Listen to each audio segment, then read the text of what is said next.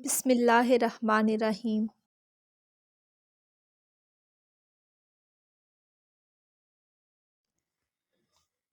पालक, मेथी या सरसों का साग धोने के बाद आधे घंटे के लिए एक बर्तन में 1 चाय का चम्मच हल्दी डालकर भिगो दें, सारी करवाहट निकल जाएगी। अगर सालन बनाने के बाद शोरबे, कौरमे या सब्ज़ी के ऊपर तेल ना आ रहा हो तो आधा चाय का चम्मच इसमें कसूरी मेथी शामिल कर दें, तेल ऊपर आ जाएगा। अदरक की पेस्ट को हरा होने से बचाने के लिए ग्राइंड करते वक्त 1 खाने का चमचा सिरका और तेल मिला लें तो अदरक लहसुन का रंग सही रहेगा।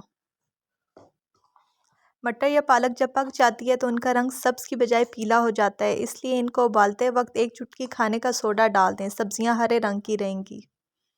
खाना पकाते हुए अगर दाल सब्ज़ी कुछ जल जाए तो इसमें ज़ीरे और टमाटर की बघार डाल दें, जलने की बू दूर हो जाएगी।